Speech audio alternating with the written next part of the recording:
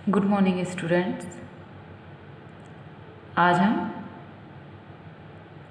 पुनः आपके लिए दो बैलों की कथा का सारांश गद्यांश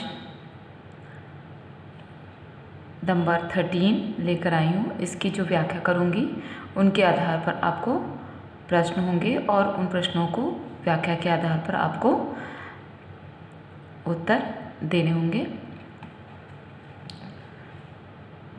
हम लोगों ने समाप्त किया था जब हीरा और मोती दोनों ही बंधक बना लिए गए थे और दोनों ही कांजी हाउस में बंद हो गए थे।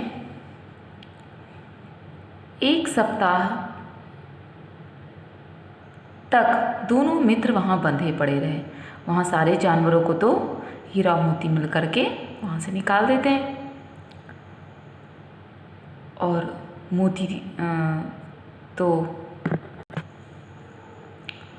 मोती ही इनको जानवरों को बाहर निकालता है और फिर आखिर वो भी अंत में अपने मित्र की वजह से वो भी कैद हो जाता है, क्योंकि वह वहाँ से भागना नहीं चाहता अपने दोस्त को छोड़कर।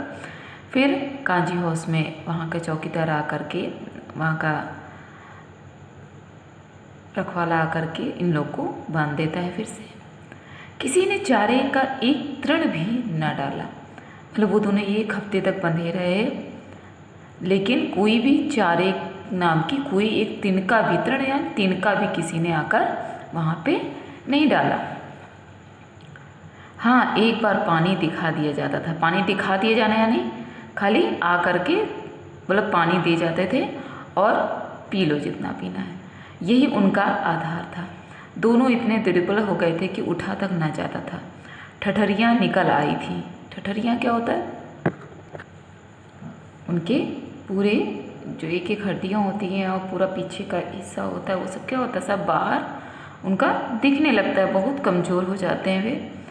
एक दिन बाड़े के सामने डुग्गी बजने लगी और दोपहर होते होते वहाँ 50-60 आदमी जमा हो गए। एक दिन वो बाड़ा जहाँ पे वो सब कैद थे, तो वहाँ पे दोपहर होते होते वहाँ पे 50-60 आदमी आ पहुँचे। दोनों मित्र वहाँ से निकाले गए, उनकी देखभाल होने लगी। मतलब 50-60 लोग आए, फिर उन लोग को खूब अच्छे से जानवरों को नहलाया धुलाया गया, खाना वाना खिलाया गया। लोग आकर उनकी सूरत देखते और मन फीका करके चले जाते। ऐसे मृतक बैलों का कौन खरीदार होता है? यानी बैलों को बेचा जा रहा था। लोग आ रहे थे, इन बैलों को देख रहे थे, लेकिन ऐसे बैलों को कोई खरीदना नहीं चाह रहा था जो कि इतने कमज़ोर हैं।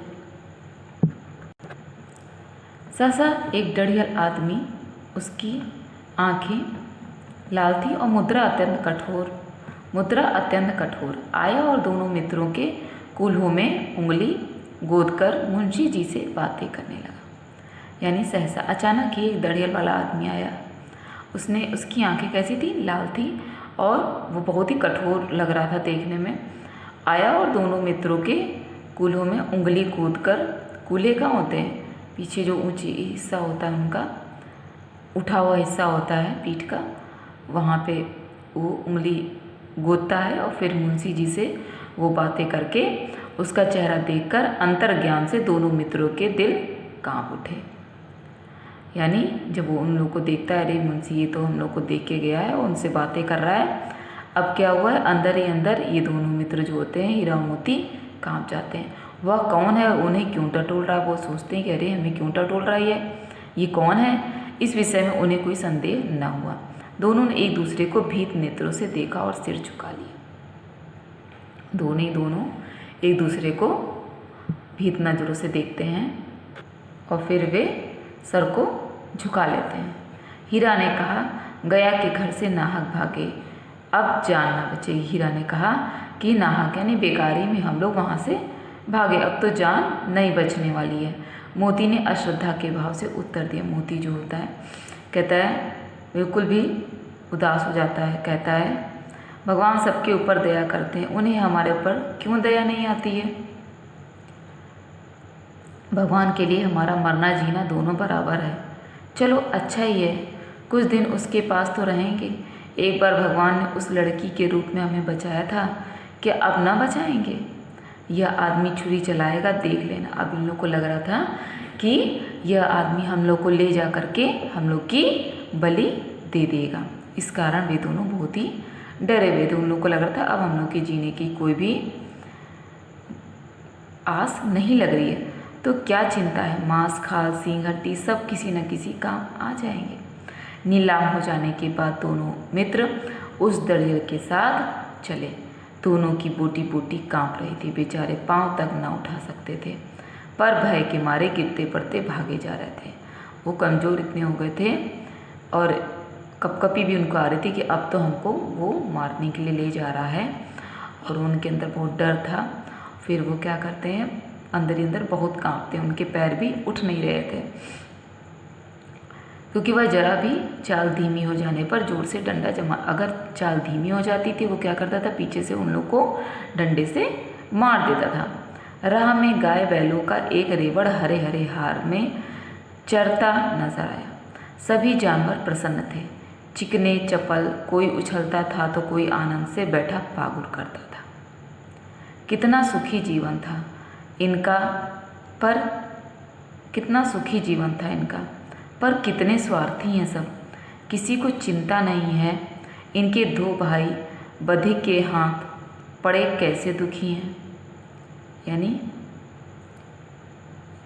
राह में गाय बैलों का एक रेवड़ हरे हरे हार में चरता नजर आया। उन लोग को कुछ झुंड दिखा तो हरे हरे जो घासें थी वहाँ पे गाय बैलों चर रहे थे। सभी जानवर वहाँ पे प्रसन्न और चिकने, मतलब बहुत स्वस्थ थे, क्योंकि वो लोग हरी हरी घासें खा रहे थे। कोई उछलता था, कोई वहाँ पे उछल रहा था, कोई आनंद से बैठा पागुर यानी चबा रहा था। कितना सुखी जीवन था उनका। वो लोग देख रहे थे रास्ते में तो कह रहे हैं इन लोग का जीवन कितना सुखी है, कितने स्वार्थी हैं सभी, सब कितने स्वार्थी हैं। किसी को चिंता नहीं कि उनके दो भाई बधिक के हाथ पड़े कैसे दुखी हैं। यानी वह सब किसी बंधक के हाथ में कैसे पड़े और दुखी जा रहे हैं। सहसा यानी अचानक ही दोनों को ऐसा मालूम हुआ कि यह परिचित राह है। दोनों को ऐसा लगा कि हम लोग ये जिस रास्ते से जा रहे हैं वो क्या है, हमारी परिचित यानी जान पहचान की यह राह है। हाँ, इसी रास्ते से गया उन्हें ले गया था। उनको याद आता है, हाँ गया हमको इसी रास्ते से ले गया था। वही खेत, वही बाग, वही गांव मिलने लगे। उन लोगों को लगा कि रास्ता तो जाना पहचाना है, वही खेत भी हैं, बाग भी हैं और गांव भी उनको वही याद आने लगा। प्रतिक्षण उनकी चाल तेज होने लगी, सारी थकान सारी दुर्बलता गायब हो गई। आह, यह लो अपना ही हार आ गया। इसी कुएं पर हम पुर चलाने आया करते थे, यही कुआं है। क्या करते थे, हम यहीं पर पुर चलाने आया करते थे। और वहाँ देख करके उन लोग की सारी थकानें सारी दुर्बलता गायब हो गई। लोग कहते हैं ना कि अपनी जगह देख करके सभी शेर हो जाते हैं। तो वहाँ पे अपने स्थान पे पहुँच के, अपने घर पहुँच के, चाहे जितने थके हो, अगर हम अपने घर पहुँचते हैं तो हमारी सारी थकान क्या होती है, वो गायब हो जाती है। उसी तरह जब ये लोग देखते कि अरे तो वही कुआं है जहाँ पे हम पुर चलाते थे और वहीं पर सारे कार्य करते थे, तो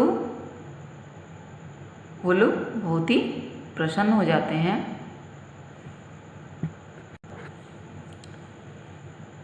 मोती ने कहा कि हमारा घर नगीच आ गया है, यानी हमारा घर नगीच यानी पास में आ गया है। हीरा बोला भगवान की दया यानी ईश्वर की कृपा है, मैं तो अब भागता हूँ, यह जाने देगा, इसे मैं मार गिराता हूँ। यानी हीरा कहने लगा अब तो मैं भागता हूँ। तो मोती कहता है ये जाने देगा, तो क्या करता है, इसे तो मैं मार गिराता हूँ। नहीं नहीं, दौड़कर थान पर चलो, वहाँ से हम आगे ना जाएंगे।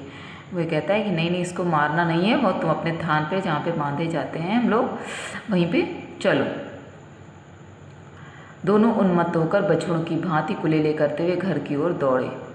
वह हमारा थान है। यानी वे बछड़ों की भांति मतलब उछलते कूदते वो सब क्रीड़ा करते हुए अपनी जगह देखकर खुश तो हो ही जाते हैं। क्रीड़ा करते हुए वे सब थान के पास जहाँ बांधे जाते थे पहुँच जाते हैं। दोनों दौड़कर अपने थान पर आए और खड़े हो गए। दड़ियल भी पीछे पीछे दौड़ा चलाता था।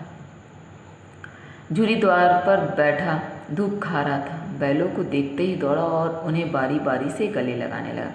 झूरी द्वार पर बैठा था, दरवाजे पर बैठा था और धूप ले रहा था और जैसे उसने बैलों को देखा तो वो क्या हुआ, दौड़ा और उन्हें बारी बारी से अपने गले लगाने लगा। मित्रों की आंखों से आनंद के आंसू बहने लगे, यानी जो मित्र थे इनके मित्र के समान उनको रखता था। एक झूरी के हाथ चाट रहा था, यानी उनमें से एक झूरी का हाथ चाटने लगा। दड़ियल ने जाकर बैलों की रस्सियां पकड़ ली। दड़ियल उन लोग के पास पहुंचता है, क्योंकि ये सब रस्सी छुड़ा करके भाग दौड़ते हैं। झूरी ने कहा, मेरे बैल हैं, तुम्हारे बैल कैसे? मैं मवेशी खाने से नीलाम लिया। तो वो दड़ियल आदमी कहता है कि ये तो मेरे हैं, मैं इनको नीलाम करके लेके आऊँ। ये नीलाम हो रहे थे तो मैंने इनको खरीदा है। मैं तो समझा हूँ चुराए लिए आते हो। तो झूरी को लगता है कि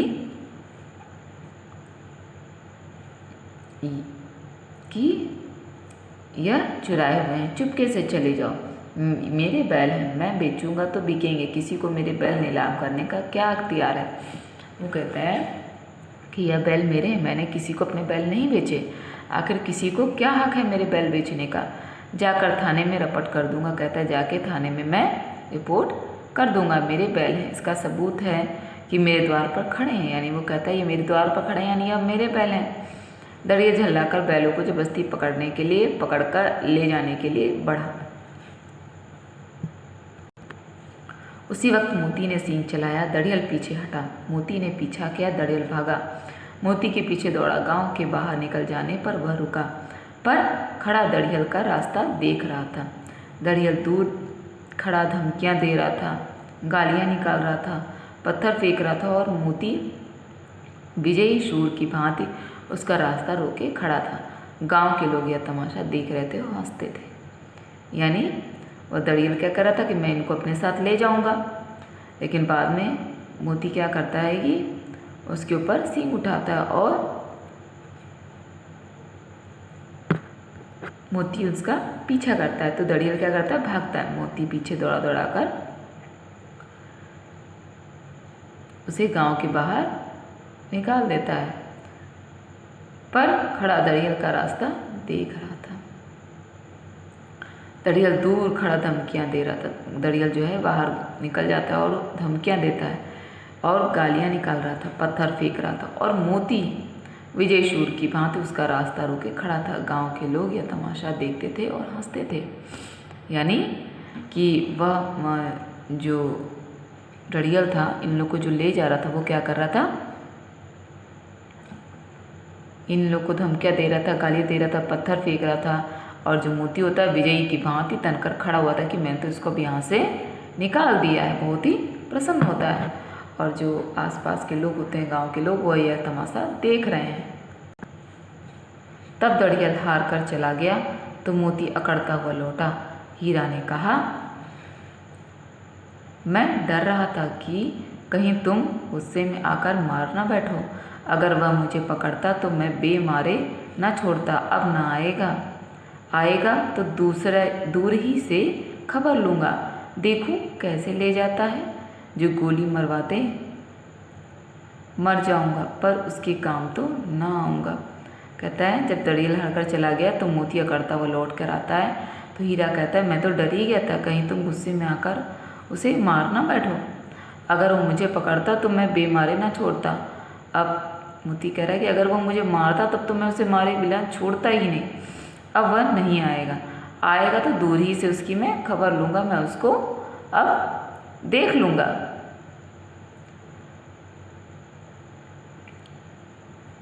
जो गोली मरवा दे मर जाऊँगा, पर उसके काम तो ना आऊँगा। हमारी जान को कोई जान ही नहीं समझता, इसलिए हम इतने सीधे हैं। जरा देर में नादों में खली, भूसा, चोकर और दाना भर दिया गया और दोनों मित्र खाने लगे। यानी वह कहता है कि हम लोग को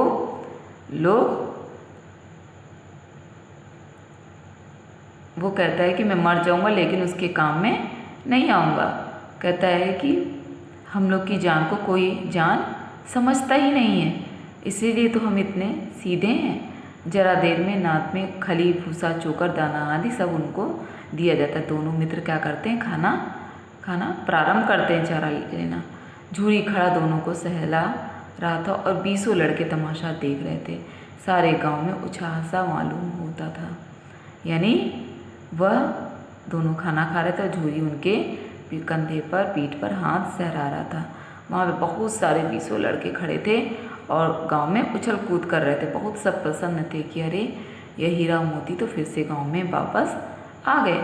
उसी समय मालकिन ने आकर दोनों के माथे चूम लिए। तभी थोड़ी देर बाद मालकिन आती है और दोनों के माथे को चूम लेती हैं। अब यह पाठ बच्चों, अब आपका ये पाठ यहीं पर समाप्त होता है। नेक्स्ट चैप्टर हम लोग अगले दिन से स्टार्ट करेंगे। अब इन पर जो दिए हुए प्रश्न हैं जो दिए जाएंगे उनको आपको गद्य खंड के आधार पर उनके आंसर को, उनके उत्तरों को लिखकर मुझे देना है। Thank you students.